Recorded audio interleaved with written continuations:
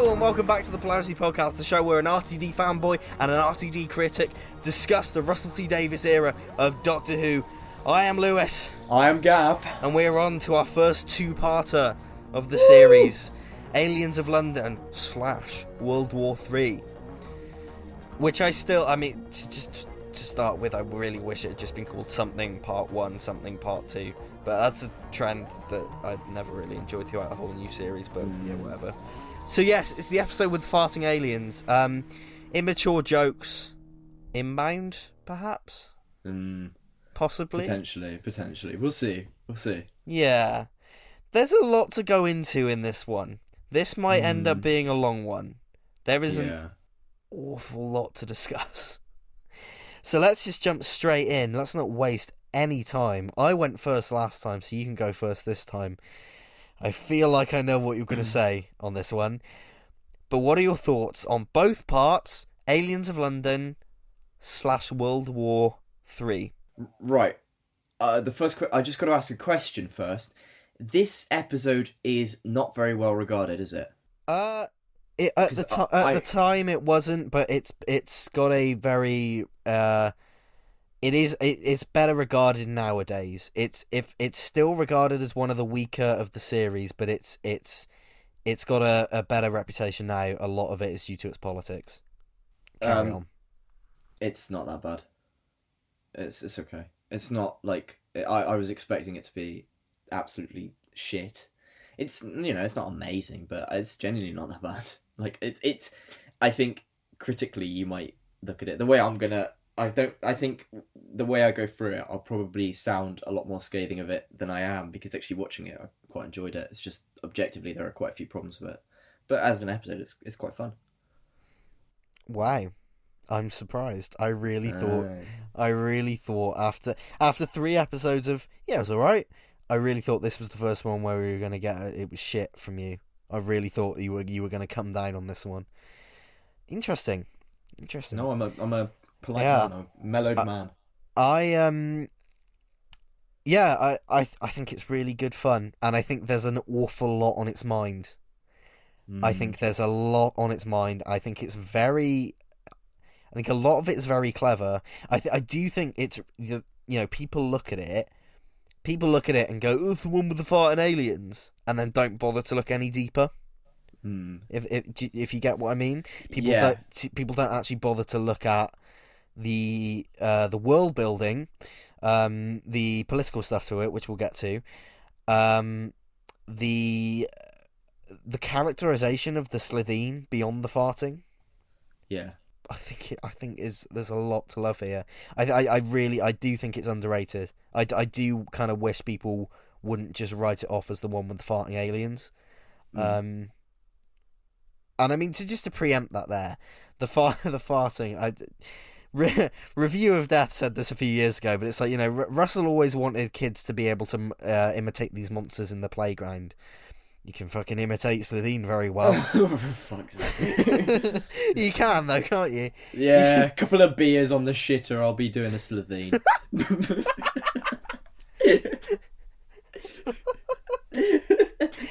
I'll be the Doctor. I'll be Rose. I'm a Slitheen. We'll discuss that later. But yeah, so I mean, where to begin with this? This is such this as an episode, as a story is so. I don't want to sound like Rick McCallum, but it's so dense because there's so much of it, and there's so much happens. So we start off from this point on. The entire timeline of Doctor Who is shifted by a year.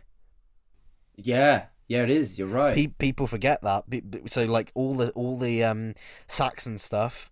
Technically it takes place in 2008, even though it's Series 3 2007. The whole thing after this, and it's often forgotten by writers. It does kind of get forgotten, especially in ancillary material when people say the Saxon invasion of 2007. It's like, well, no, it's 2008 because it's a year forward. Ooh. It's interesting that you never really think about it, but that's quite saying up front, that's quite a bold move, I think. I guess I don't really think it. I don't know. It's just, It doesn't. it's just a year. It doesn't it's have just, much of an it's- impact after this, but in terms of like the relationships of the characters, Yeah, I it think certainly it's affects quite that. big. Yeah, Yeah. I think it's quite. And again, I mean, I'll go back to what I said in the end of the world. These opening episodes really didn't play it safe. I don't think. I think it because again, this is really bold and big and really fucking brash. Yeah. And again, very camp and silly, but it's also very grounded because you look at the character stuff. That's what I mean. They really didn't play it. I know you joked in episode 2 that every episode's set on Earth or around Earth or whatever on a space station, but despite that, I do think tonally and with the writing, they didn't play it safe at all. No, there's like a lot of there's moments in this that do kind of it's a weirdly very classic Who story in its own Very right, much, yeah. but also it does really push the boundaries. It feels like in some senses, I think overall I think it's kind of like a Pertwee done a bit worse, but there are actually bits it does that you kind of would imagine the writers doing Pertwee wish they could have done back then. It certainly pushes some really interesting boundaries as well. So it's not to, if I describe it as sort of a worse Pertwee, I don't necessarily mean that in every sense, because it really does. Yeah. It's good at pushing. The bravery it has is what really helps us merit. I think is what really works. It's really bold, and it has a lot of lasting consequences as well. Not just the whole year thing, but also the fact that this is humanity's formal introduction to the fact that not only do aliens exist, they exist in big fuck off spaceships that will come down and try and invade and take over your politicians. Do you know what I mean? Yeah, that's because they've never seen Daleks or Cybermen or Autons or Yeti or but they've Loch always Ness Monster or they've always been contained and covered up by UNIT, haven't they? Yeah, that's true. This is literally, and that's what I mean. This is the aliens coming and destroying a big landmark in London. Although, to be fair, what about the Cybermen in the invasion? I don't think you can cover that up. True. Every bugger was hiding from them in that episode. True. Yeah, that is a good point, actually. That is a good point, but also, again, it's like destroying a national landmark. Like, in terms of, like, tapping into how the media responds to this. Yeah, that's fair. I mean, yeah, I'm not, I don't want to deny that it's a really good take of it. It's probably the most thorough exploration on TV of it. But yeah, I think it's happened before. I know what you mean. Yeah. I guess Invasion of the Dinosaurs as well. But even then, Invasion of the Dinosaurs, you can explain away. Do you know what I mean? But like, this is literally, there's no denying any of this. Do you know what I mean?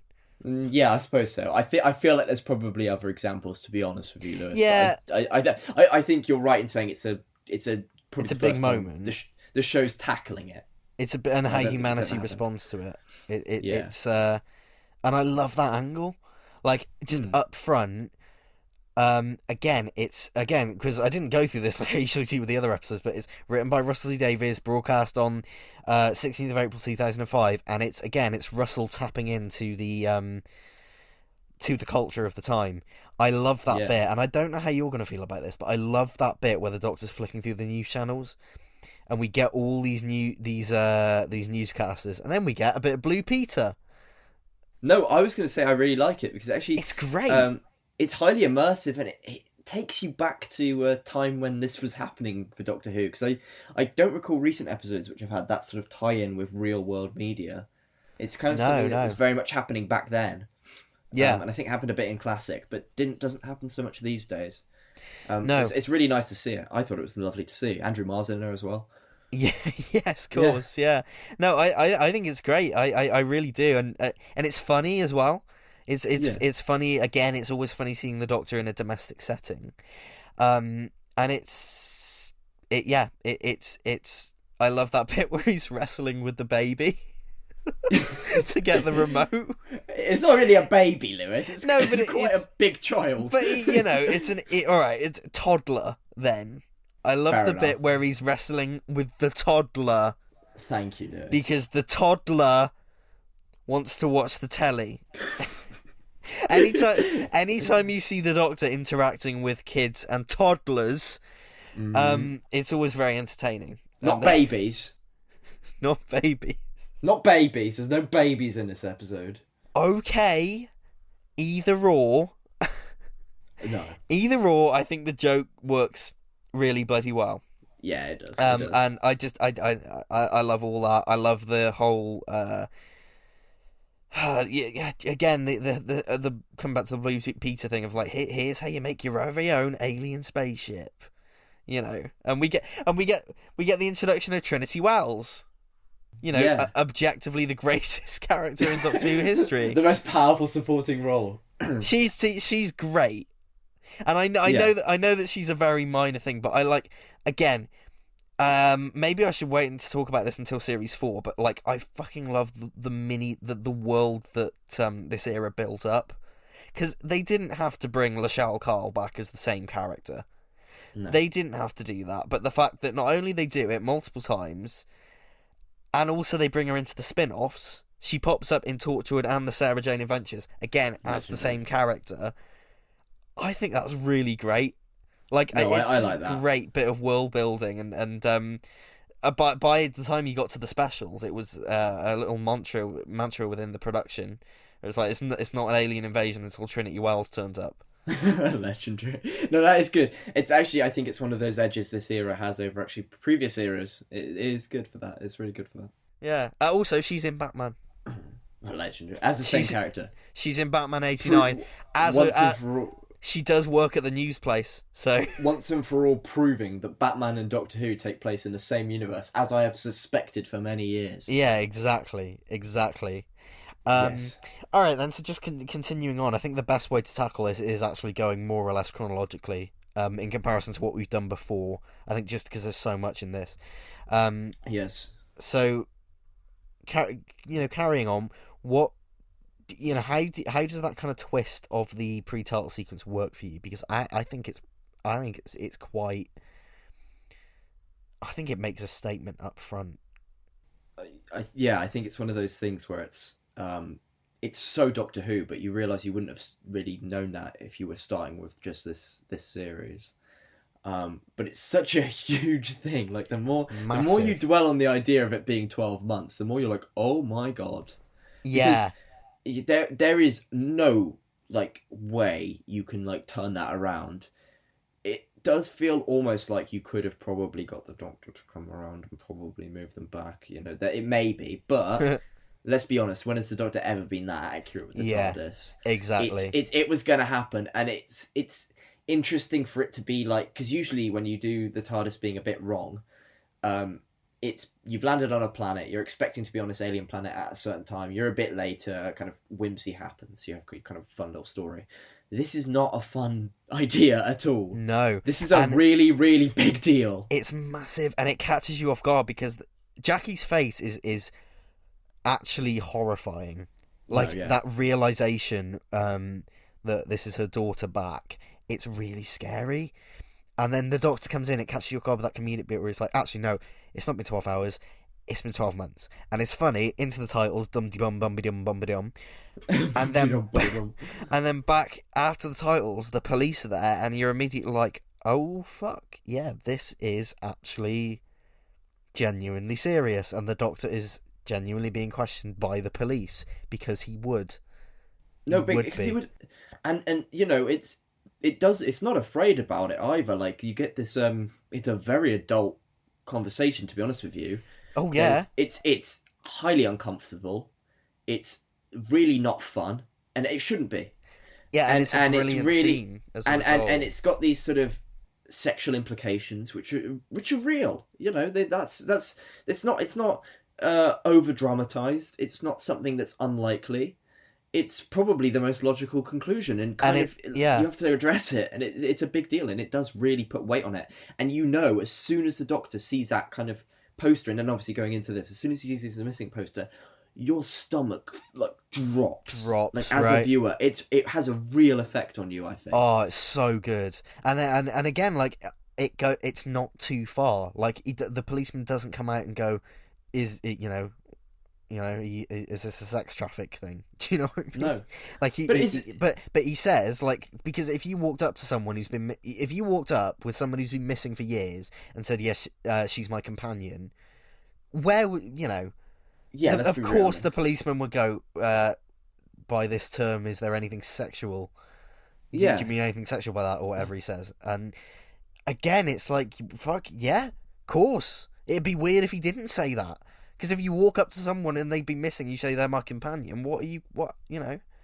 Yeah, it's actually really, like, it sets a tone. It makes you go, oh my god. And it's makes you really think about, well done. It makes you think about the whole of Doctor Who. As a fan, it's really good because it gives you this sort of implications like, oh Jesus, you're not wrong. And it's this stranger in a leather jacket calling himself nothing but the Doctor.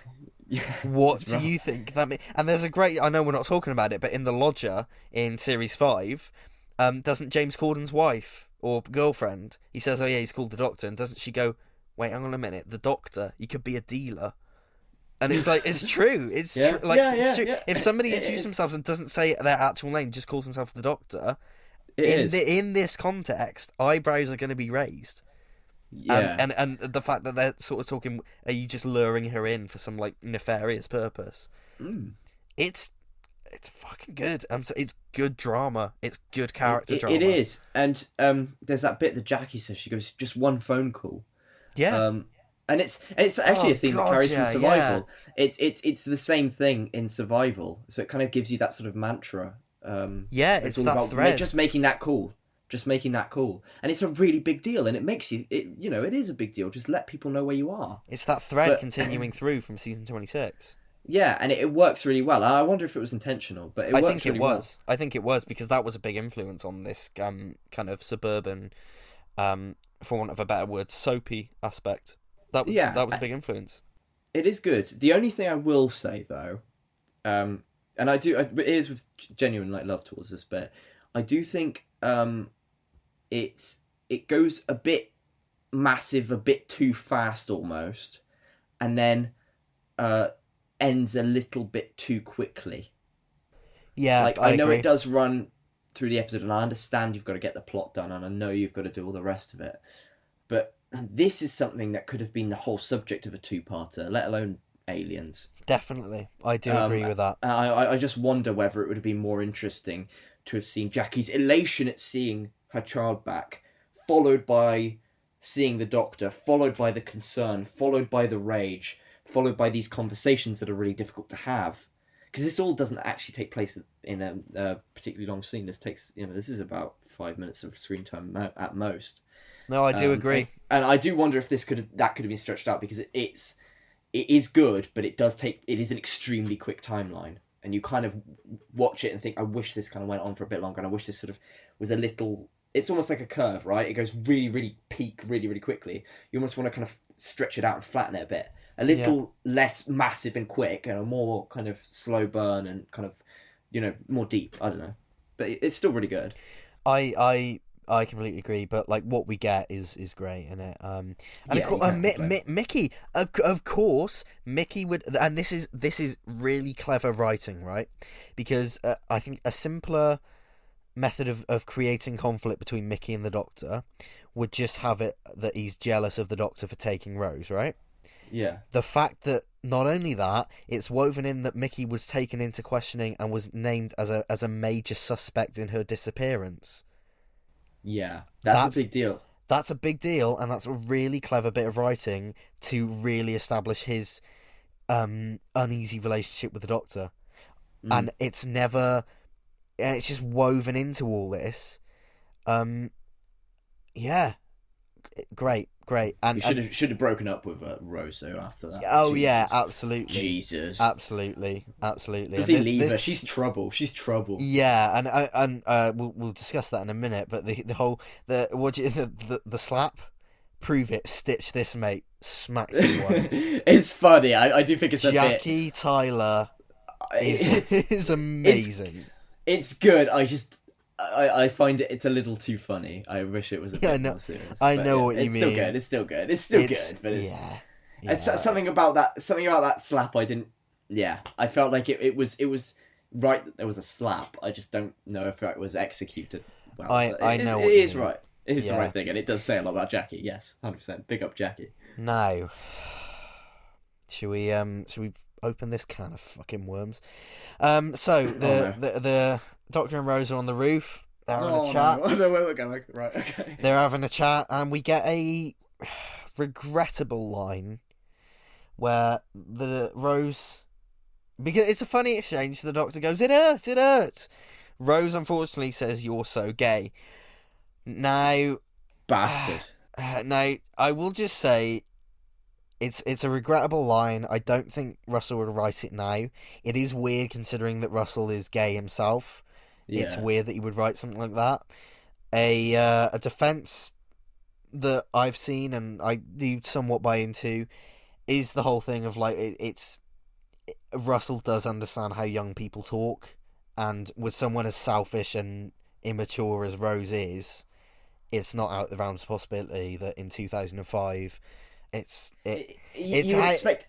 Yeah. I don't know many young people at the time who wouldn't have said something like that. No, it's 2005. It's not age the better. Like I said, I don't think Russell would write it now, but it's also, I don't think it's intended as a jab at gay people. No, I think it's just dated. It was just it was socially acceptable at the time, but obviously watching it now, you just think. Yeah. It caught me off guard. I literally just wrote. I saw the post. Here. Yeah. I wrote what? Like I just wrote like I was I was flabbergasted by it because I literally couldn't even remember her saying it, and she does say it very offhandedly. That's probably the best thing about it. That's probably the best thing about it. It's not a dwelled upon, and we don't get this running gag. At least Rose isn't constantly doing it. But yeah, it's definitely it goes in my bad books against Rose. That's what I mean by the fact that it's like I don't think it's intended in a malicious way, because she does just go, "Oh, you're so gay," and then it moves on. So it's not, you know. But it moves into further turbulence because Rose acknowledges the age gap. And they're talking about the Doctor's age, and Rose and the Doctor both acknowledge the age gap, which has been for the longest time one of my biggest problems with that whole 10 Rose, obviously 9 Rose dynamic, is that the age gap is ridiculous. It's not like a funny age gap. It's not, it's not like a realistic one where like someone might be, I don't know, you might have two people who are older in their lives and there's a bit of a gap there, or whatever. What is it, like 811 years? Yeah. 800 and I think it's 89 years. They do address that. They do address, like, especially when... It's awful. Why would you acknowledge it and then go forward with it? Because they're punished for it. We'll talk about this when we get to Series 2, because I defend it because they are punished for it. They're both punished for it. The universe punishes them for it. They don't get... Series 4 is another fucking matter, but Series 2... Yeah. They are punished for that relationship because the Doctor tries to resist it, especially in School Reunion. He says, "I can't fucking do this. I'm like a god, and you just wither and die before me." But we'll get there. We will get there. I don't want to jump the gun. It's so weird. It's just. I think on the surface, it's weird. But the more you dig into it, and the more that the show actually presents, because I think a common misconception with Series 1 and 2 is that the show is presenting these two characters, Series 2 specifically, but we'll get onto it, but as presenting those two characters as an ideal, like an idealised romance, when a lot of the time I don't think it is. But we'll get there. Because I'm saying, dear viewer, note that I pointed this out. Yeah, and we'll bookmark it. When we'll come back to this. In Series 2 of the podcast, we will discuss... Again, that's something that could have an episode to itself. But I think, again, with the 9 thing, I believe 9 loves Rose, but I don't think he loves her in that way. I believe he loves her because she's the one who saved him and brought him out of his spunk. But at this point, remember, there is no romantic element between them. There's no explicit romantic element between them. Oh, come on, the amount of hints and stuff they drop between them, come on. Yeah, implied. And it's implied. At this point, Rose has never said "I like you." He's never said "I like you." It's not explicit yet. It's not explicit yet. I don't know. And that age gap line is a joke at the fact that everyone thinks they're a thing.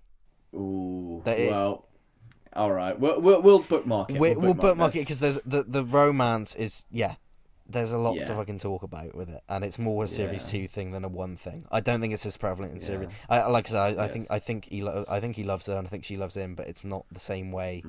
And I'll talk about that actually when we get to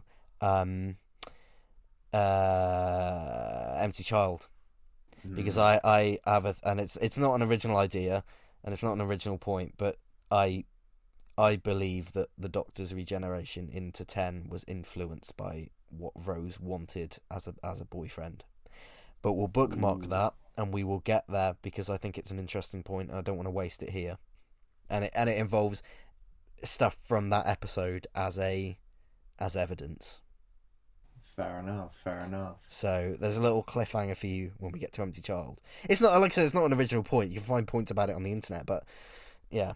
Anyway, moving on. We then get, I think, one of the greatest effects shots in Doctor Who history, and indeed one of the shining moments of the new series, where the Slitheen ship crashes straight into Big Ben, and it's this excellent model shot. Mike Tucker bringing his A game.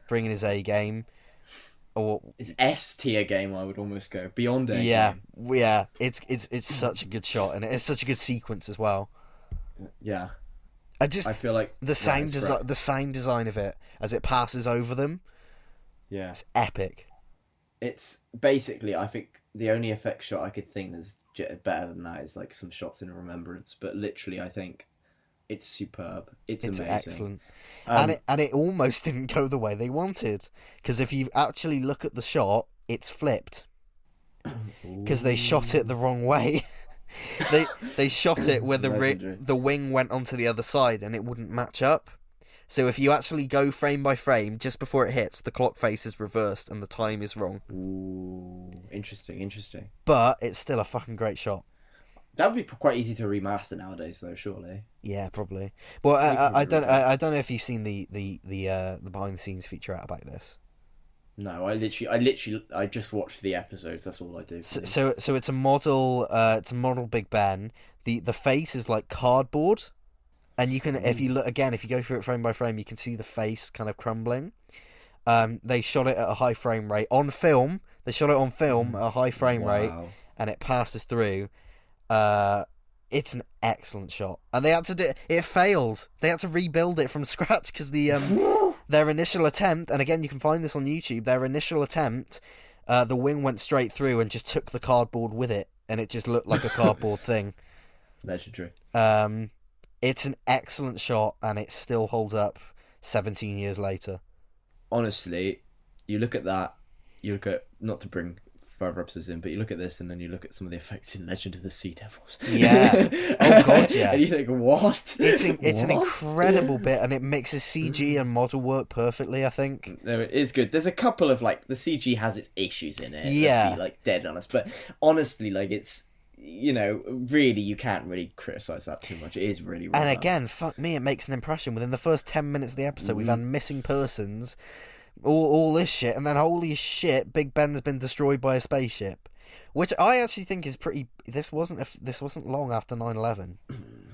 It's quite. There's a fair gap. This is about 4 years. Yeah, but it's still. I mean, look at just the cinema of the time. Like, hey, it was still in shock after. Like, I'm still quite surprised that they did it. I suppose to be fair with you, if you're hitting like who's going to be in Big Ben. Yeah, it is true. And it does just go. It does just hit Big Ben. It doesn't topple it. No, yeah, it does just land in the water. So it's not like the worst, I suppose. Yeah, but yeah, I suppose you're right with that. There is a bit of a. Yeah. So then, a few scenes time, we get Toshiko Sato. We do. Originally not intended to be Tosh. Again, when just like with Eve Miles, when the actress's name, can't remember, Naya Komori, couldn't remember her name for a second, when she got cast and talked to it wasn't meant to be Tosh. It wasn't meant to be the same character as this. But it works. It absolutely, and hey, this works. Tosh discovers an alien. She follows up some leads and eventually goes to work for Torchwood. It fits really well with her character. It does, and well, I mean, I can't. I mean, it works in terms of the setup. Listener, I have not watched much Torchwood. I've watched like the first 3 episodes. I've seen the first 2 series. Nothing past that. I just haven't. Spoilers. I just find that too painful. But maybe one day we'll do Polarity does Torchwood, and then I'd rather do Polarity does Sarah Jane, because that's a show I love. Yeah, I think that'd be more enjoyable. It wouldn't be so polarized. I'd probably be like, yeah, that's all right. But going into I think she's again riffing off from what I was saying last episode. Tosh, to be honest with you, is a good candidate for a companion. It's a good setup. Yeah, it is a solid setup for a companion. Yeah, she's great. And she's great. And Tosh is one of my favourite things about Torchwood the show. And again, I just mentioned it earlier, the world building and the universe building that the Russells creating here. All right, at this point it was unintentional, but I just think it's great that a minor character like, at this point, just the autopsy doctor, then goes on to become a beloved character in a spin-off. This is the thing. It's you've great. got if you think about it, you've practically got like, this series is like the setup for the Avengers film in a way. Yeah. It's bringing in all these characters. You've got kind of I suppose, is she kind of like an ancestor of Gwen? I don't know how you describe it. It's meant to be like an imprint, so there's no blood ties, but because of the events in Cardiff in the 1800s, elements of her physical appearance have found its way onto another person. So there you go. You've got that, and you've obviously got the Rift. Now you've got Tosh. Later on, you'll have Captain Jack. It's all coming together. It's really good. Yeah. So then we get introduced to the absolute, I would say, or maybe not the MVP of the episode, actually, one of the MVPs of the episode, Penelope Wilton as Harriet Jones, MP for Flydale North. Yes, we know who you are. Amazing. Superb. She's wonderful in this. Again, companion material. 100%. I'm going to say it. But is she? We'll see in Christmas Invasion. She might not be. Well, I'm not gonna. All I'm saying is that morally, she's not. We'll get to it, but I don't know. I wouldn't say Rose's morals are particularly better. No, but Rose never outwardly destroyed a entire civilization. Oh, but the Brigadier destroyed the Silurians, and we don't hate him. No, but we do. Well, the Doctor doesn't hate Harriet Jones. He just. But I'd imagine the Doctor would have still taken the Brigadier on as a companion. So. Yeah, but even then, Harriet could have got the pass. Even then, early Pertwee Brigadier is very frosty, though, isn't he? Like he's very like. But you could have. All I'm saying, he mellows with it. He mellows. I don't think there's enough of a moral break here to have said that no, she can't be a companion. I think she could. I think she's 100% material for it. 100%. Fair enough. If anything, more interesting that she has that view. Fair enough. Makes more of an interesting dynamic between the two. So then we get introduced to our trio of incredibly over the top, incredibly camp, incredibly entertaining villains. The Slitheen. The first one we see, Joseph Green, played by David Very. Should we talk about them? Should we talk about the big farting aliens in the room? Yeah, I guess we should. Look! They're great. I don't give a shit. They're great. Oh, pardon me. Was that intentional? Yes. I thought so. Yes, it's the joke, because they fart. So we'll get the farting out the way. They fart. Russell has said it's a metaphor for politicians talking out of their arse. It's not the most strong metaphor in the world. It just sounds like Russell thought it'd be really funny. I'm gonna say, like, I don't want to be like a party pooper, because I do like the Slitheen. I just something about the fart jokes. They don't like get on my nerves. Like, I've written I have written in the notes, but I know what I meant by it. I've kind of written too far, and I don't mean it's too far in some sort of offensive way. No, I know what you mean. Too far, it's ridiculous. I just think, how do I put it? I think they're funny anyway. I don't think the farts particularly make them any more or less funny. I think it's just sort of like, I get it, and there's a nice like setup, like the fact that they fart does lead into how they're killed later on. But I feel like you could have I feel like you just could have had them looking uncomfortable a lot. Yeah. Or like, just feet like twitching or something. That could have been like the gas is going wrong or something. I don't know. I don't really rate the farting, if I'm dead honest, and I don't know if that's like controversial or not. No, it's not controversial. I don't rate it. I don't think it's particularly funny. Like you said, as a metaphor, I don't think it's an amazing metaphor. It's a kid could come up with that one. Well, yeah, but it's a kid's show. But the rest of it. I know what you mean. Bear in mind how good some of the other metaphors are. I know. Yeah, that was a weak argument. I just think that I think that these fart jokes are just, I don't know. I'd like to see a cut of this where they remove them, because I think it might be. Because then you just get people you just grimacing occasionally. The fartless cut. Well, it would be interesting. It would be kind of funny in a way, because you would just be like, it would still be funny, but it'd be like, huh? Yeah. If you watch it, you'd be like, what's going on here then? Why are they just struggling? Why are they doing these little twitches and giggles and stuff? I just think that'd be funny. I'm shaking my booty. Well, exactly. It's funnier than bloody farting. So I just want to read a tweet from David Very himself, because you knew we were going to get political at some point in this of all episodes. So he tweeted a few years ago. Some years ago in Doctor Who, I played a UK PM, a flatulent, flippant, pompous, mendacious, incompetent, murderous, asset-stripping, shape-shifting, evil alien. His tweet was in relation to Boris Johnson. I was going to say, I've got to address this, because it's actually scary how much he's like Boris Johnson. Actually Boris Johnson. It is straight up, and I was thinking to myself, do you know sometimes something happens in your life and you just think, oh well, yeah, it's just I'm only seeing it now because I want to, or something like that. It is difficult not to draw that connection. Yeah, do you know what I mean? It's scary, man. And 100%.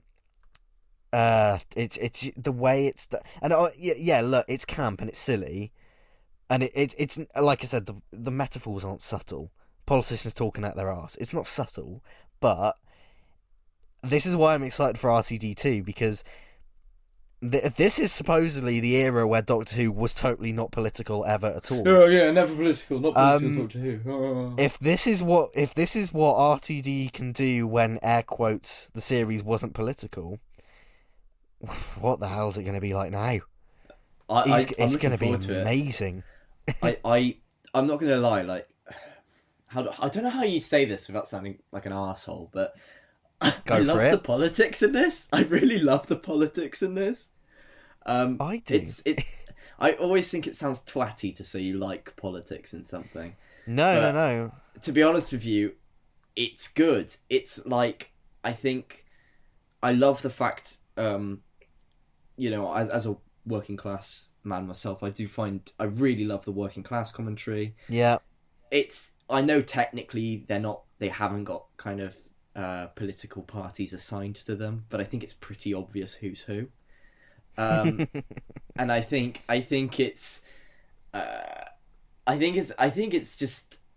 so good to see all these characters together and having, it's so interesting to see all these sort of like the way they play off these different situations, because the whole thing has these great ways of like, there's so much in it, so much like that you could interpret as political, and I think actually what's amazing is how much it's aged well, because I don't even think I think it was less effective as a political message then than it is now. Yeah, because now it's really good. I mean, the big one to me, the one that stuck out in my head, is I think there's a scene where the MP, the one who dies, he comes up to him and he goes, oh no, it wasn't him, but actually it was Harriet.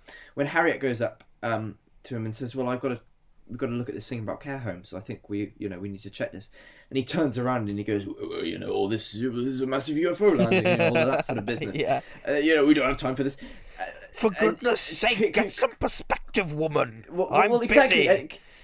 Do you not think that was what was happening in number 10 Yeah. during 2020, during 2016 when we had our referendums. Do you not think these things might have been happening? The whole episode is just this scathing, it's true as hell, angry as fuck portrayal of the government, and it's brilliant. And that's why I don't mind the fart jokes. Yeah, it's certainly like I with the fart jokes. I have to say, as much as I spent that time talking about it, they're fine. Like, in terms of how they affect the whole thing, it doesn't really. It's not detrimental to it all. It's pretty enjoyable. It's still like it doesn't really need it. It doesn't need it, but equally, it's not too. And the whole thing of like the human skin is politicians wearing fake personas. Yeah, it's great. It's great. It's great, and I think it's underrated because they are so over the top. Yeah, but isn't politics these days? Isn't it a bit of a personality game? Isn't it a bit of an over the top game? The things we hear about our politicians these days and what they've been up to. It might as well be like this thing. Yeah, it's the same sort of theme. It's very similar. Exactly, and I think they work very well throughout the story. I'm laughing just thinking about something like Annette Badland goes for it. I want to highlight a bit more when we get to Boom Time because she's great in that, but she's good in this as well as Blonde Felfoch, Margaret Blaine. So good, man, so good. Bit after that we get to hear a bit of David Bowie. Don't know if you caught this. We get a bit of Starman. Lovely. Which is always appreciated. Mm-hmm. And then we get Space Pig. Oh no! Space Pig. Poor Space Pig. Space Pig. I love it. It's heartbreaking. It's heartbreaking. And it broke. I tell you what, it's one of my lasting memories of the Eccleston era. Is how much that broke my heart as a kid. Gav. It was scared. No, I hate it. It's honestly, it was upsetting. Like honestly, because when I it was scared. It's partially like the Doctor who really brings that whole thing home. It's the performance of Eccleston in that scene. I'm taking the piss out of his line delivery, but I think it's an effective line delivery. I think it's really heartbreaking. If you just watch the pig get shot, you might have a laugh with it. Yeah. But the fact that it's just the way Eccleston reacts to it. He kind of says what we're all thinking, and it's when he says it, you're like, oh my god. Yeah. And it really did hit home. It was very very sad. It's great, and the actual effect of Space Pig I think is really well done. Like it is. It's clearly it's obviously what it is. It's obviously a fake alien, but it's. But it is meant to be a fake alien anyway. Exactly. So it doesn't really matter. Exactly. And it's this like mutilated, Frankenstein's monster of a monstrosity. It's very sad. Although again, suffers from that same costume effect. I don't see it with the Space Pig. No, do you not see its spacesuit? Well, yeah, but that suit is exactly the same. Oh, I don't mind everything it. Else. I don't mind it. I love it. I mind it. I've just got the figure. He's next to me. The toy. I've just got him off the shelf. Look at him. I mind it. I don't know why I'm saying look at him. It's a podcast. Yeah. But I just, it's amazing. I almost wish it wasn't, but it's amazing. It's amazing. I'm just a husk playing with Space Pig. Anyway, what do you? Well, actually, I'll just say this about this first. Unit. We get reintroduced to Unit in this episode. We do, and it's very subtle. Like you wouldn't. I don't think if you ask someone just off the top of their head, if they hadn't been specifically paying attention, when do we first see Unit in New Who? It's odd to because I certainly didn't remember it. I saw them come in with the red berets. I'm like, oh, Unit. And I actually didn't remember they were even in this. Top of my head. I've never seen them. So yeah, top of my head, I would often go, "Oh, Unit. Oh yeah, Sonsaran two-parter." Yeah, you'd think then, but no. And I know a lot of people. This doesn't always make me popular, but I actually really like the update of making them more overtly militaristic because they always were, but now they're much more. They're less homely than the 70s Unit gang. They're a proper military force, and I quite like that update. It's probably true to real armies. Exactly, it's exactly true to real armies. And as the alien invasions have got more severe, and they're trying to cover it up, and now one's crashed into Big Ben, makes sense that it's not lovely Sergeant Benton and Captain Yates having a cup of tea with you anymore. It's a genuine military force, and I like the update. It would be weird. Put it this way, I don't know how I feel. I 100% prefer old unit, obviously. Oh yeah, but I don't think you could get away with it. No, not at all. I think although I would say the best example of a unit ever is late 80s unit, Battlefield unit. That to me is perhaps you could have gotten away with that, and it's an edge over. I don't know if you could. I don't know if you could have, especially in 90s units in amazing. This context.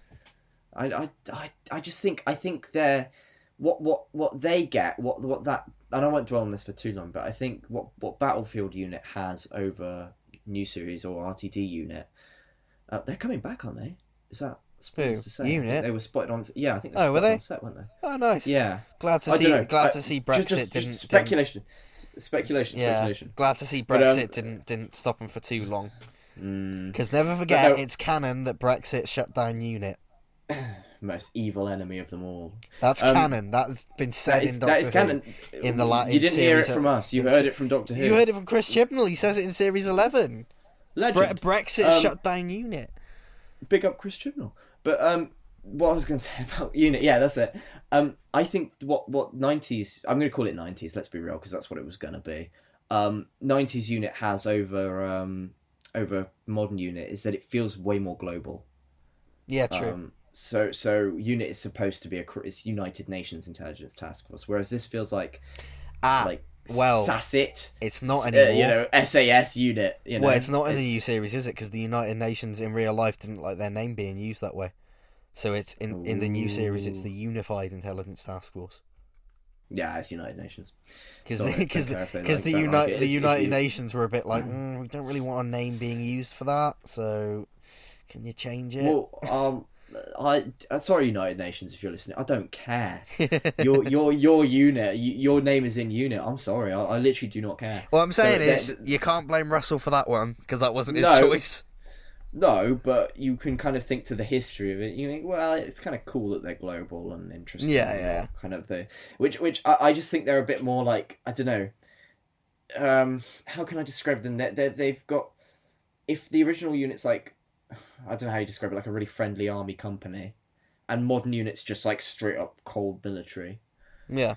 Like that beautiful moment of McCoy unit, which we don't see enough of, which I wish had persisted through to this. Imagine Bambira in this. Bambira in Aliens of London. I don't think it would have worked with the context. I think it works that. I don't know. I think it works that the military are this fairly distant force in this, because it adds to the idea that so many organisations are trying to get their handle on this shit. And I think the story would have been overstuffed with someone as big as Bambera.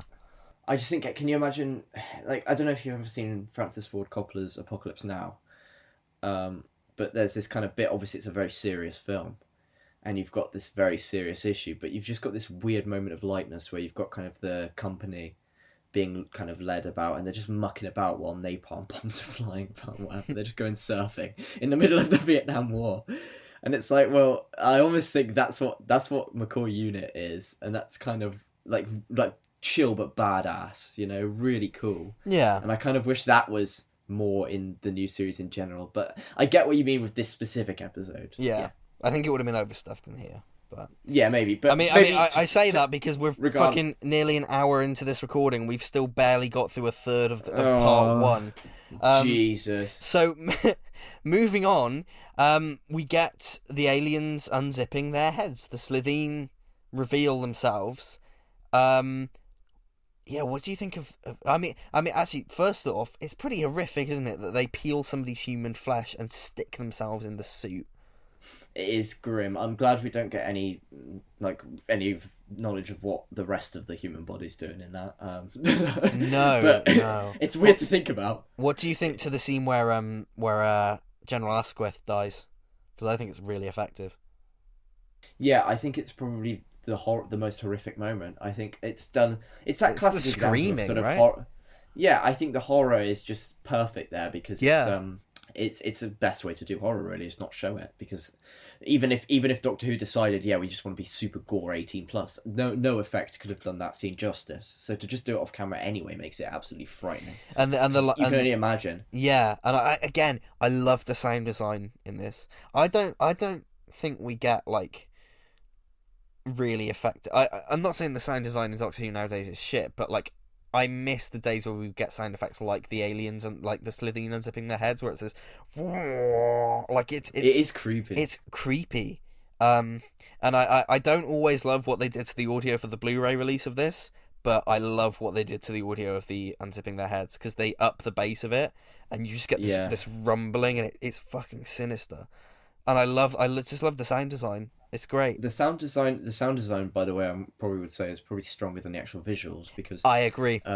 As it makes much as the scene. It's a good concept, but visually, it's a bit of a ropey effect throughout, because you've got, not only do you have obviously the bit where they actually come out at the end of this episode, but you also have this weird dodgy thing where the zipper prosthetics are either on or off the actors at random intervals. So sometimes the actors are miming unzipping. Yeah. Other times a big prominent zip that you should have been able to see from miles away is now on their heads and they're unzipping. It's very inconsistent. And then the CG when they first come out is like, ooh. It's not great, yeah. So the sound design is definitely doing bits for that, and I think maybe it would have worked better to have done the majority of it like that. And I actually don't understand why they even bothered with the actual physical zips. They should have just done the CGI and just the miming, because I think it looked better. The zipping, like you said, sometimes it's there, sometimes it's not. It's very inconsistent. It's weird. It's very cartoony. It's weird. Again, it's just one of those things where it's like it's almost charming in how strange it is. Yeah.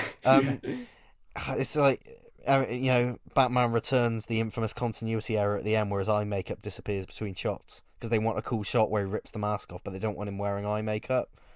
Yeah. So there's just a big fuck off continuity error.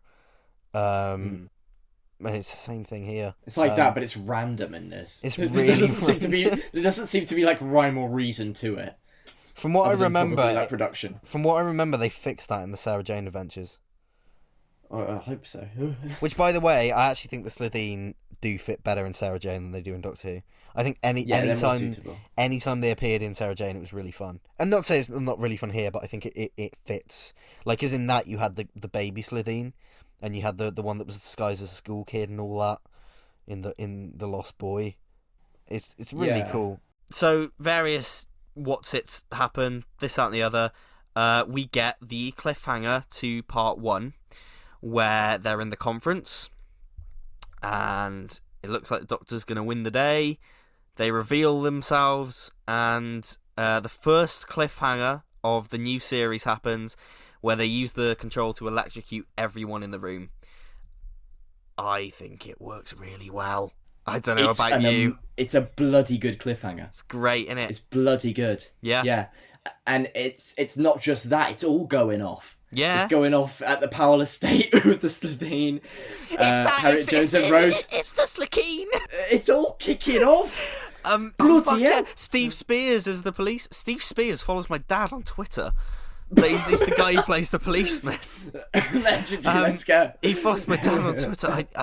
He's big up. He's a comedian. He's again fucking weird casting, man. It's great. So good. Yeah, I think it's a great cliffhanger. First one of the new series. It is good. They do make the mistake, which they would fix later, of having the next time trailer straight away. Yeah. Notice after this, because they did get complaints about that. Anytime there's a two-parter, the next time trailer is moved to the very end of the end credits for part 1, so that if people can turn off, they can. That makes sense. Makes sense. Yeah. But going into part 2 then, so we've begun part 2 now, we get this really interesting thing, which doesn't happen again in the new series at all, and I find it really, really quite fascinating. So we get a reprise of the cliffhanger, but we also get the cliffhanger resolution before the pre-title sequence.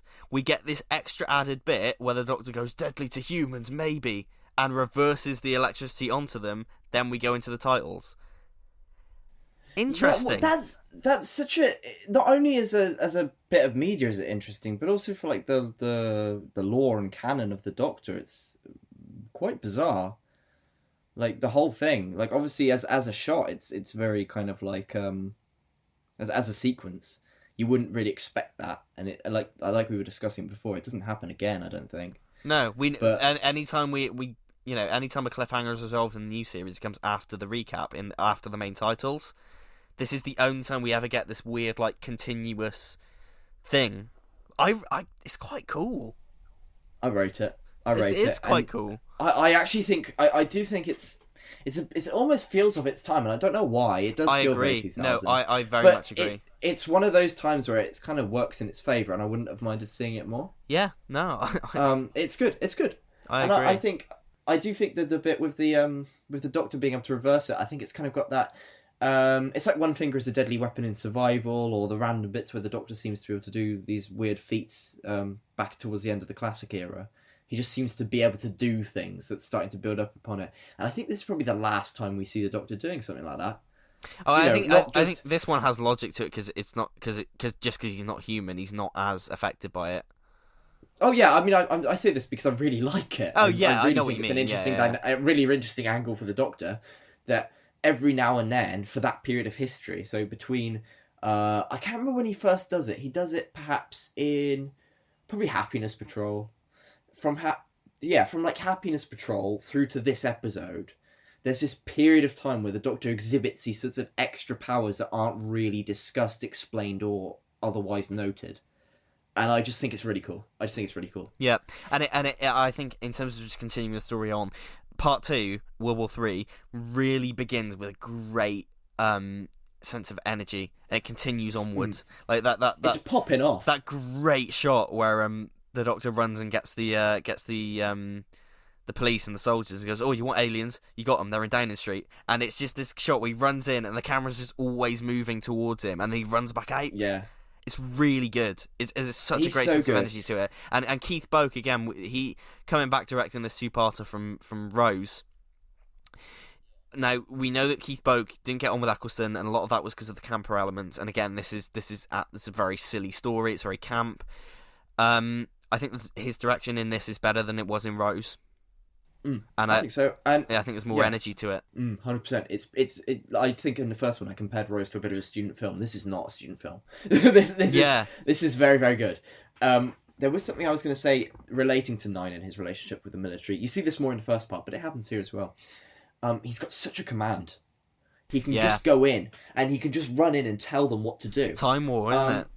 Yeah, and I was going to say it's a perfect reflection of that Time War, and you wouldn't have seen that. I mean, you would have seen it with Seven, but Seven's Seven. But yeah. It's other than that, you have to always put Seven in brackets for all of this sort of thing.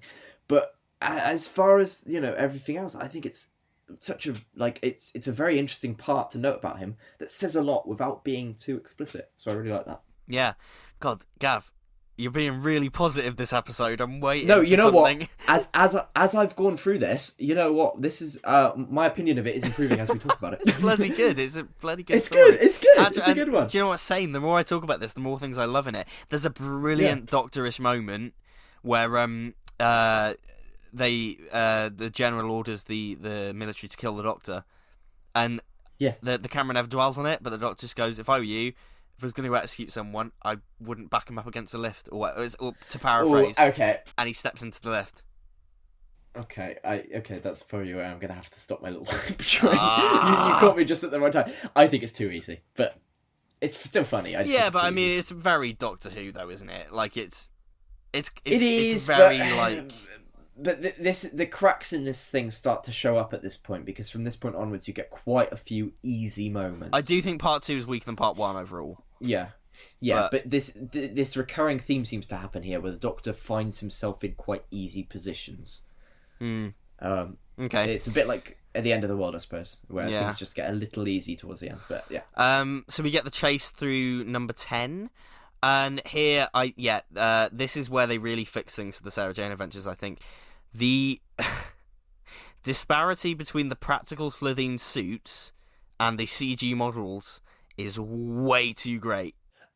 I think the main problem with it comes down to the fact that they've done... Although, obviously we have that sort of 2000 CG that isn't quite textured properly, the animations for them when they're running are so animation. Good. They're so good, but then when you see them in the practical suits, they're just waddling around. Exactly. It's like, how have they can't... You would have to put... they really should have done these Slitheen. If they wanted to do that, they would have had to put them on like wires and stuff, to really get that animal movement that they just completely lack when it's a practical They're like suit. running like panthers and climbing up the walls, and there's this bit where the one looks back and looks forward, and there's like predator stalking its prey. And like you said, the practical suits, they can't do that. No, they just can't do that at all. And it's just too great. And again, when they appear in Sarah Jane, they just have them run like the practical suits all the time, and it looks better because there's less of a distracting like disparity. Yeah, it's a shame almost because obviously the animation in there is probably the best they look. Oh, the animation itself movement, but it's just a shame great. that the suits can't compete with that. With the animation, actually, there's a point I had it on. I was watching it on iPlayer, as I always do. At about 8 minutes and about 18 seconds in, there's quite a dodgy shot where the Slitheen are running, and it's like a diagonal shot, and the animation finishes before they walk out of frame, and you get about half a second of just an empty room. They've just flashed out of the screen because the animation is slightly shorter than the room.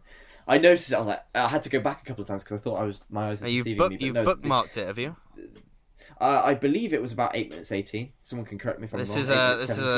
This is a live reaction. I'm pulling up the episode now. See if you can spot it, because it's really quick. It's not like big enough to be like too noticeable, but I believe the animation on the iPlayer version at least. I think it ends just a second too early. Yes, it does. It's frames. It's frames.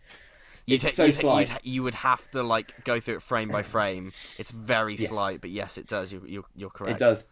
It stood out to me. It just flashed. I was like, huh? Yeah, it's not the end of the world. It's Aliens in London World War III. I know what you mean. Yeah, I mean, to be honest, the iPlayer, the versions that are on iPlayer are the original broadcast masters. So which is nice for me because that's how I watched them first. Yeah. They're as close as possible, but that also means they do come with the inherent flaws of that. It's not like anything's been changed drastically for any further releases. But yeah. Yeah, but I always watch episodes as they were anyway, so it kind of works for me. It's like they have the original text instead of the recreated ones that they did later for the Blu-rays and stuff. Yeah. But yes, so I agree. This is where the episode does kind of lose me a little bit. Doesn't lose me, but it starts to get a bit of a blur because at this point we get a lot of we got to do this, we got to do that. Boom, boom, bow. Slitheen go. They've got to triplicate the flammability of alcohol. Whatever the hell that is. I think the irony of it is it's faked at this point, but you can imagine a few years down the line they would actually seriously make the Sonic do that. Yeah, that's true. Yeah. So this, by the way, this whole thing, I will say, Raxacoricofallapatorius is not that difficult to say. No, literally, I still remembered it after all this time. I was thinking, what planet are they from? Oh yeah, Raxacoricofallapatorius. Like it's not that hard to say, but Clom is the most difficult one. Clom. I would struggle with Clom every time. Hardest word, I think, to say in Doctor Who universe. What's the true planet of Raxacoricofallapatorius? Clom. Clom? Yeah, Clom. Thanks, Peter. I love that episode so much. I can't wait to get to it. No. I can't fucking wait to get to it. So yeah, we get a lot of like dashing about between various war rooms. But something I will mention here, because they really lean into it here, the Slitheen are not a species, they are a family. A family. I love that aspect because it makes them really unique. And again, the Sarah Jane Adventures expands on that when we get introduced to the Blathereen, who are just orange Slitheen, yeah, but it's a different family, and it's kind of an extension of that concept, and I like that because it means that they're not just an alien race of monsters. This is like they've got identity. Yeah, and this is like a crime syndicate family, isn't it? That I think somebody once, I can't remember whether it was a confidential episode, but somebody described them as the Sopranos of aliens. Like they're just a mob. They're very mob. Yeah, very mob boss. That's what they are, and I really like that aspect. I think it's a very creative. It's subtle, but it's quite a creative take. At least I think so. I just think it works really well. No, I like it. Yeah. We get some very over-the-top camera movements here. Very Sam Raimi at points, reminding me specifically that bit where the camera crash zooms on Jackie as she goes, "Oh my god!" Oh yeah. There's I noticed that. There's It's funny, a really isn't weird, there's some. Are there tributes in this with the cinematography? Because when they're going down the corridor, I see that as like very Scooby Doo. And then when they're hiding, it's very much like Jurassic Park. Yeah. It's like you're very so right. close. It's got to be a homage. Again, it's Russell. It's the Russell D Davies camp again. It's one, and it comes out. This isn't the first time they'll do a Scooby Doo parody. Again, we've mentioned the episode already. Love and Monsters does it.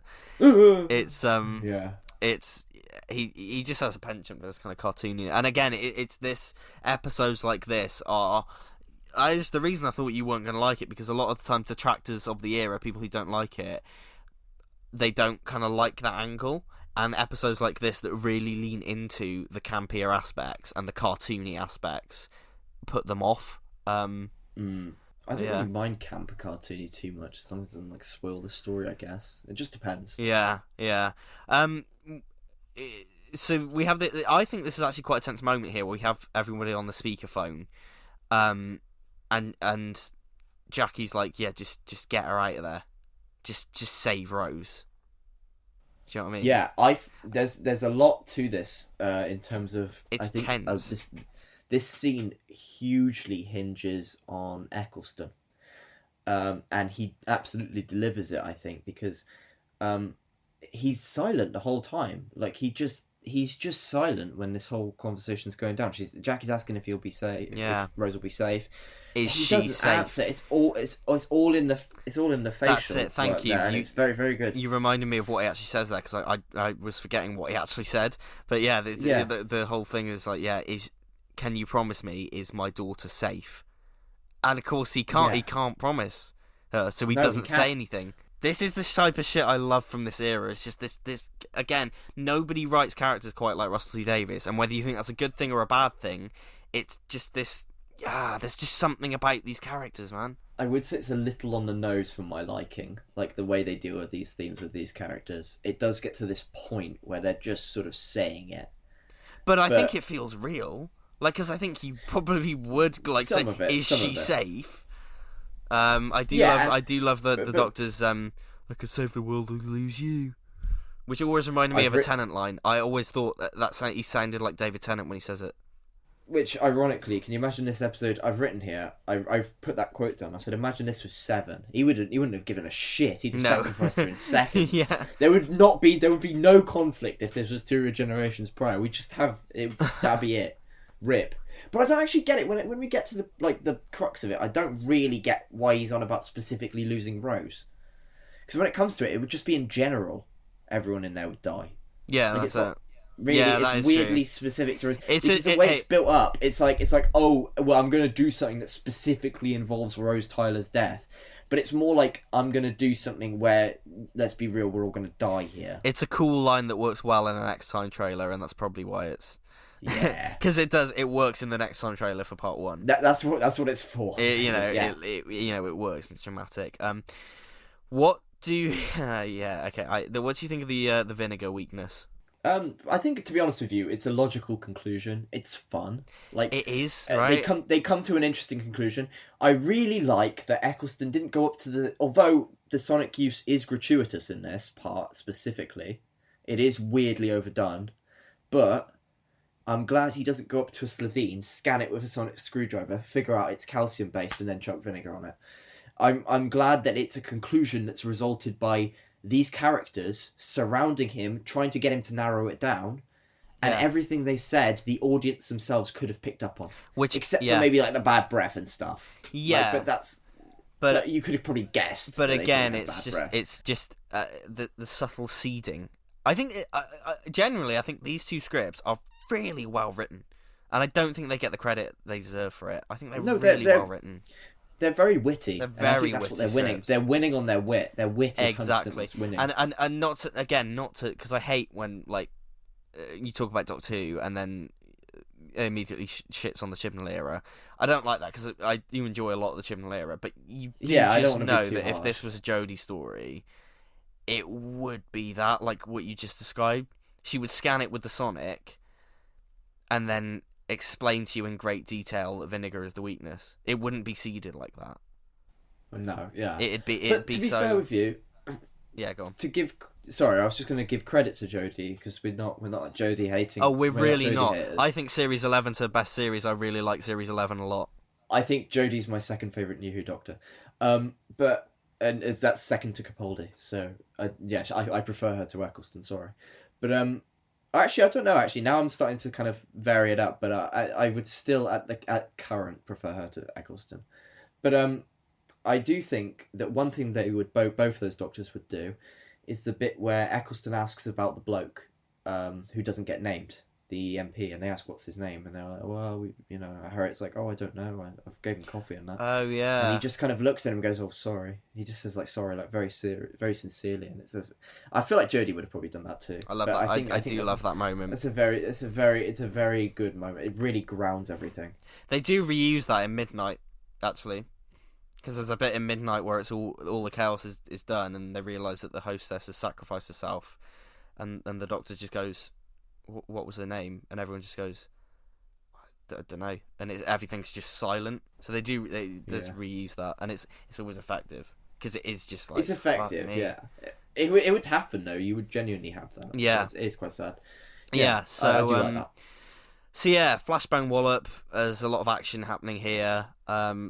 CG missile looks all right. I thought. Like I thought it looked. I think it's pretty decent. Looks better than I thought it would. Like every time I watch this, I'm always like, yeah, the CG missile looks better than I thought it would. The way Mickey gets to it, by the way, can we just say like, if real military tech was that unsecure. Jesus. Yeah. The password is just Buffalo. Yeah. And it's the same thing for every level of security. Yeah. You don't need any second authentication. You don't need anything. You just put Buffalo a load of times and you can fire a missile from a ship at 10 Downing Street and they're not going to be able to stop you. Hey, if it works. That is bad. that is ropey. Yeah. Can you imagine? Can you imagine that? That is a classic example of way too easy. I do agree. Way and I like too I said, easy. I do think this part is weaker than part one. But yeah, it's cool. I like that this is all playing on like threats of nuclear war and things like that, because obviously again politically it was very relevant at this time. It was a very uncertain climate with terrorism. Again, I mentioned 9/11 earlier. There's no. I don't think there's any hiding the obvious thing about like aliens and illegal aliens and the attitude towards immigrants. I say at the time, but now as well. Yeah, still. It's still it's also quite interesting, the idea of kind of using the big event as a diversion. Both what I said earlier in part one, but also the fact that actually that's the Sylvains' plan. Yeah, that's what they're trying to do. They are trying to use the nuclear thing as a bit of a diversion. Yes, it's part of it, but it's also not. Yeah, it's quite like it's quite interesting. Like it is very very topical. The idea of people using these huge things that should be taken very seriously, and absolutely should not be used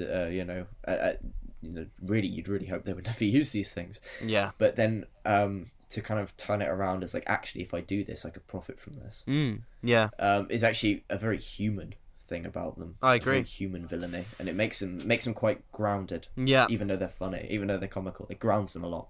Yeah, I agree. And boy, we're in 2005 here when the Doctor gives Mickey a CD that contains a virus.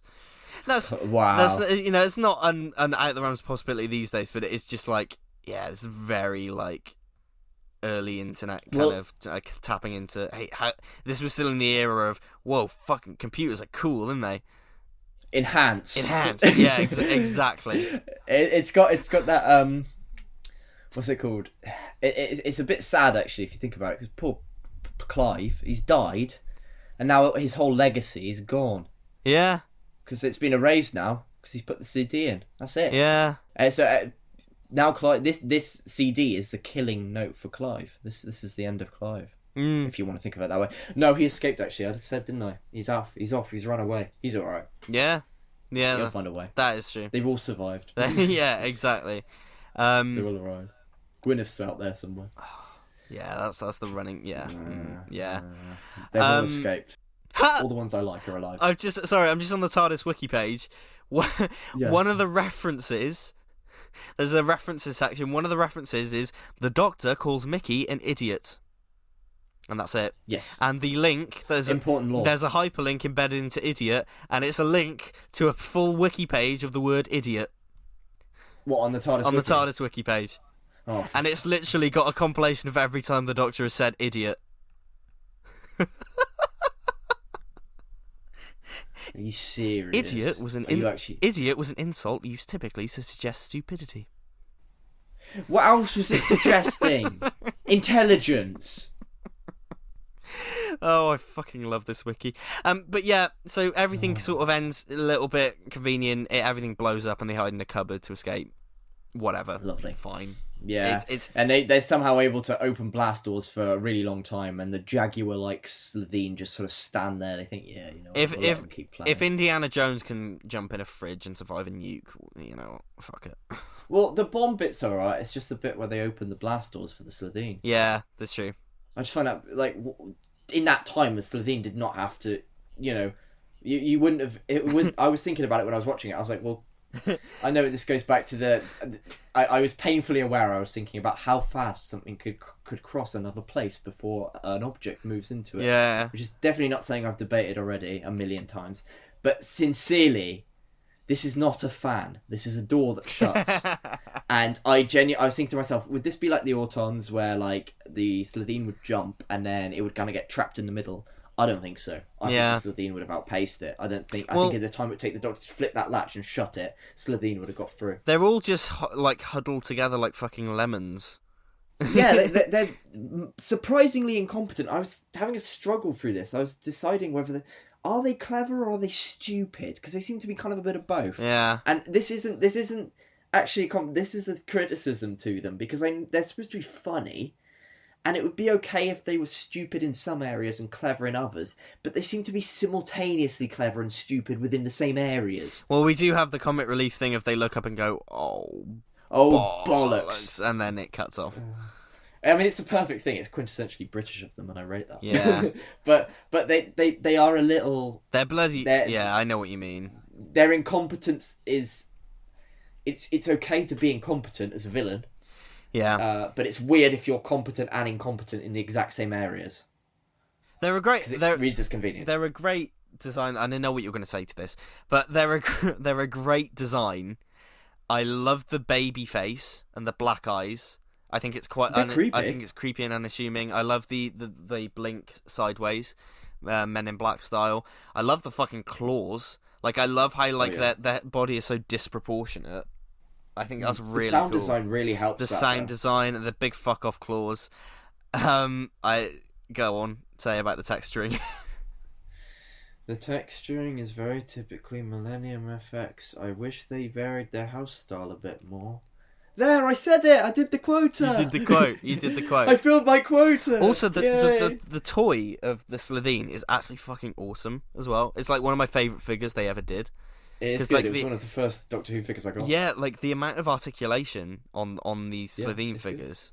Good. They're really great figures. They're one of my favourites character options ever did. Did I give you mine? No, no. I can't remember because I thought... No, I know you had some, but I wondered if I gave you more of them. Because you may have done. In one of my cupboards somewhere. You may have done. No, you did, yes. There is an army, yeah. Because there's like one leader at the front, and then I've got like an army of them behind. So yeah, you did give me some. There you go. Yeah. I think I gave you all of them. Yeah. The ones I had, not all of your collection. No, I know what you mean. Yeah. So the Daleks more than my Slovene. So things get wrapped up, and we get really great scenes of Jackie not begging, but like telling Rose not to go. That she's just like, don't go, and she just silently leaves. Yeah. And she is cruel. She is selfish.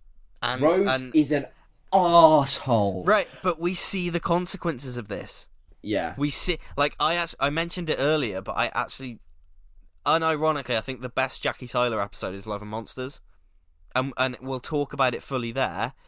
But we see how Rose Tyler. Did you mean Rose Tyler?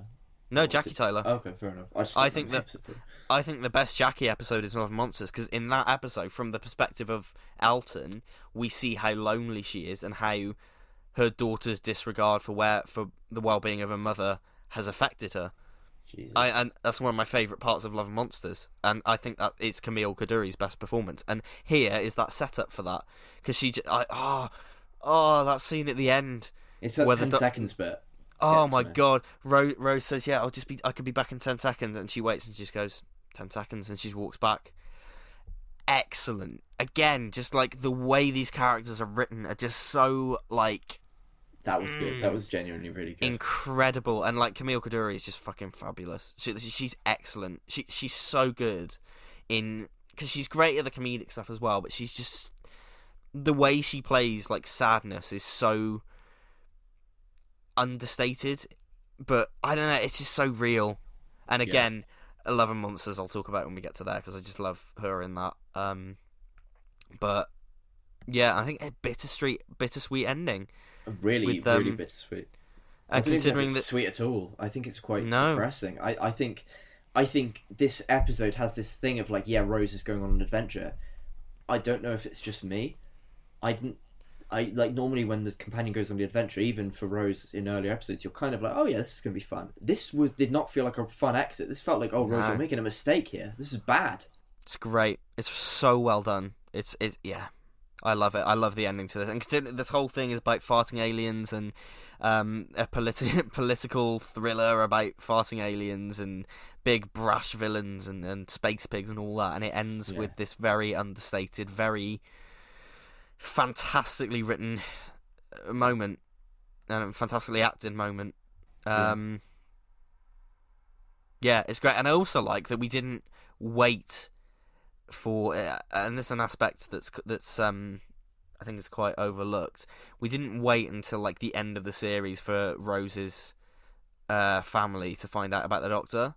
They didn't drag it out for longer than it needed to. Yeah, that makes sense. Like it makes sense. They start. And we find out early, but we don't. It's not a cop out. We find out early, yes, but they get some great drama out of the fact that we find out early. And for them, it's been 12 months. If a little short on the drama side. But like it has repercussions, right? Like it has a lot of repercussions. Again, Love and Monsters, and it plays into the whole finale and of series 2. And the parallel universe stuff and Father's Day, it has repercussions throughout the entire rest of the RTD era. So it's not just this one thing. So yeah, I love it.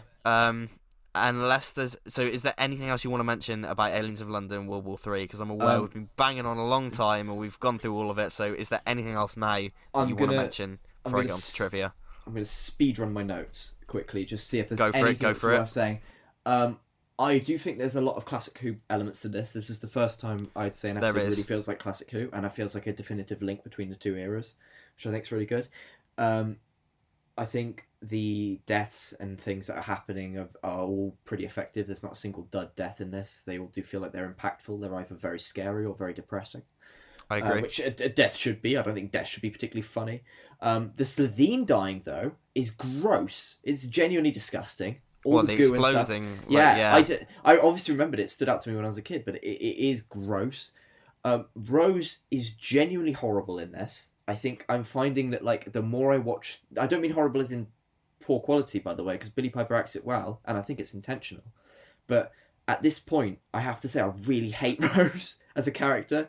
Like not on a critical level as much as on a personal level. I hate her motivations. She's just really, I really don't like her at the moment. She's really kind of falling for me. Okay. We won't dwell on it too much because I'm aware how little time we have. We've got bags of time. I'm just realising. I don't want to. The listeners have listened to us bang on about 2 episodes for an hour and a half. Like, to be fair, we've done a good job of it, given that we spent about an hour and 20 on one episode of Rose and an hour on the other 2. I think we've done pretty well. Yeah. Obviously, I do really like Harriet. I think obviously I put here bless Jackie. I really like the dynamic that Jackie and Mickey have together. Their kind of reconciliation. Again, you would have wanted it to last more, but I actually think they're some of the most fun bit of the episode.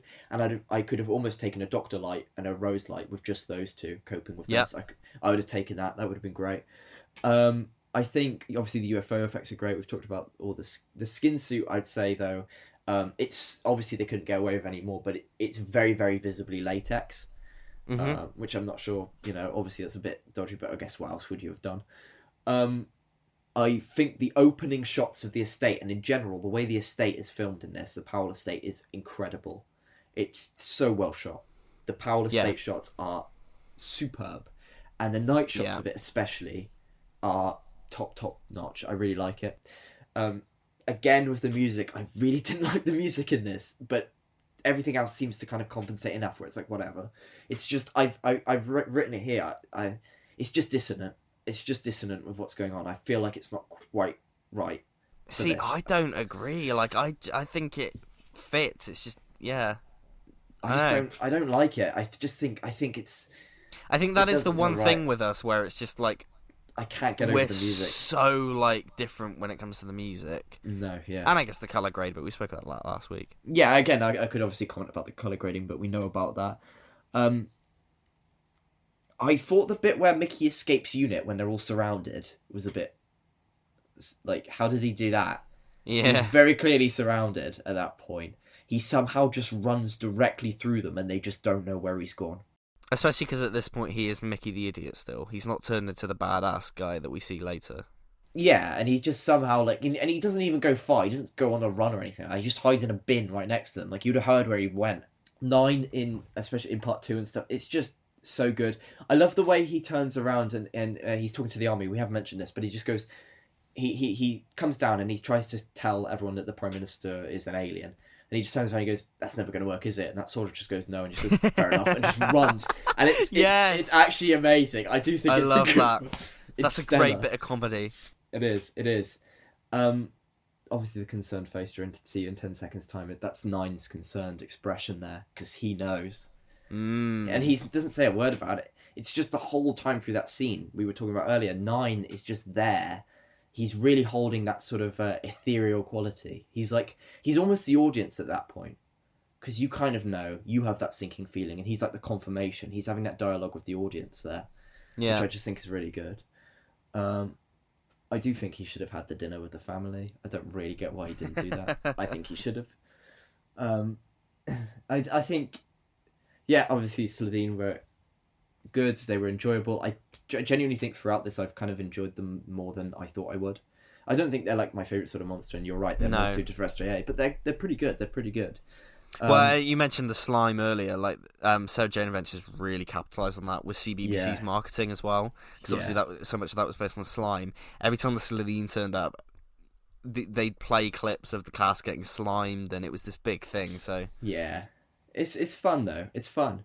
The bloody legend Mickey goes up to a Slitheen. You think this huge alien with massive claws slams it one with a chair and takes a photo of it with his phone.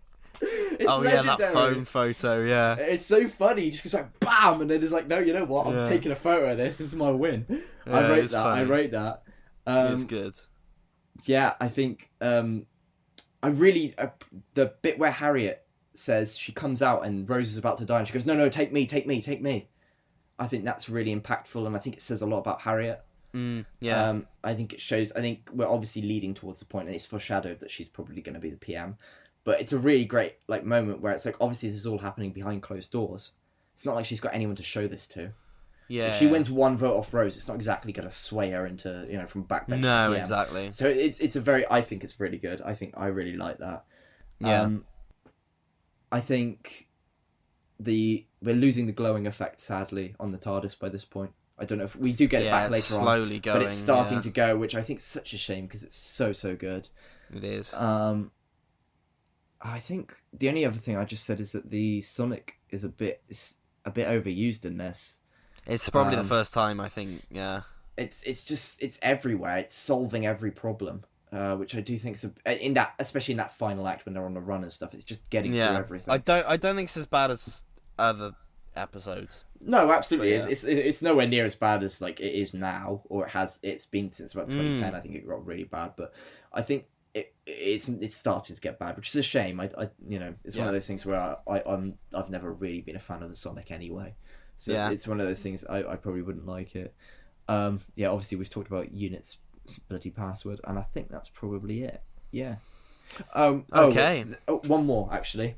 The Slovenes negotiating just doesn't really make much sense. Why are they talking to the Doctor about this? Why does he open the door and have a conversation? Like, what is actually the point in that? Like, I know I said earlier about the feasibility of them just getting him, but I don't even get why they entertain him. Yeah. But anyway, that's it. That's literally it. That's everything I've got to say. Speedrun that. Trivia! Woo! So this one baffles me a little bit. The production team apparently had intended to suggest that the murdered PM in the episode was going to be Tony Blair, and they actually hired an actor to play the dead body that looked like Tony Blair. This man was a Tony Blair lookalike, but the guy turned up and he didn't look. The resemblance proved disappointing, so they decided to avoid showing the body. Imagine spending money getting a Tony Blair lookalike, only to realise he doesn't quite look enough like Tony Blair, so they just abandoned that idea completely. But don't they show the PM? They do show him. They open the cupboard and he falls out. Or do they swap the PM? I think they swap it, don't they? Oh, okay. Fair enough. Yeah, I think. No, I was gonna say, maybe that I was could be supposed wrong. to be the lookalike. Christ. As in, they don't like clearly show it. Like they don't. They don't. But yeah, Christ knows. This is the first occasion since Invasion of the Dinosaurs where the first episode of Serial does not share its title with the second. Because, of course, Invasion of the Dinosaurs Part 1 was just called Invasion, to keep the dinosaurs a mystery. Yes. Which I always forget, and it always fucking throws me. Yeah. Where's Pat Troughton in colour? First appearance of the running gag, the Doctor thinks Mickey's name is Ricky. Yeah, I don't really get that. Keeps coming. I don't think it's like the Doctor being dumb, it's just like the Doctor not. No, I know it's a dig. It's like a weird dig. Yeah. And finally, Christopher Eccleston. Oh, actually, no, not finally. There's another one. Christopher Eccleston and Naoko Mori would later co-star as John and Yoko. Mm-hmm. In Lennon Naked. And finally, probably the most interestingly, the scene where the Doctor chases the pig alien was the first scene Chris Eccleston ever filmed for Doctor Who. Wow. Because this was in the same first block as Rose, so it was Rose and then this two-parter were the first block to be filmed. So yeah, that was it. That was the first. Do you think he wondered what he was getting himself into? First day on the job, he's chasing a pig down the. You've signed up to be Doctor Who, mate. I think you're confused at this point. What a first day. Yeah. So I'd say Aliens London / World War 3. What are you thinking? What's your score out of 10? Do you know what? As we've been talking about this, my score went up. So I'm not actually going to say what I originally was going to give it, but I'm going to give it a 6.5 now, which gives it the highest score so far. Oh, I really thought you were going to go to a 7. I went 6.5. Ah, okay. That's a reluctant 6.5, is it? Do you know what? Let's call it a 7. Oh, I'll give it the 7. I've not swayed you there, though, have I? No, I've not I just think forced you into this. No, I was thinking 7. Yeah. I just wasn't sure. I feel like sometimes my critical mind, I suppose my reasoning behind saying, okay, I'll just sway to 7, is, critically, maybe it's like, maybe there's flaws, but I can't deny how much I enjoyed it. Because you've been very positive throughout this. Yeah, if I enjoyed it, why slam it for the flaws that it's got? You've been really... Exactly. You're, I'm going to give it a 7 on the grounds of enjoyment. Great, well, I think I'm going to give it... I almost feel like this is too low considering how much we've been praising it, but I think the ending just lets it down a little bit. I'm going to give it a 7.5. Lovely. Out of 10, which is still a good score, but I just feel like that second episode does kind of it doesn't shit itself, but it does kind of weaken a bit. But for the most part, I think this is a great story. Has a very large effect on everything that comes after it. Yup. Really well done. So we're going to wrap it up there, I think, if you're happy. Yup.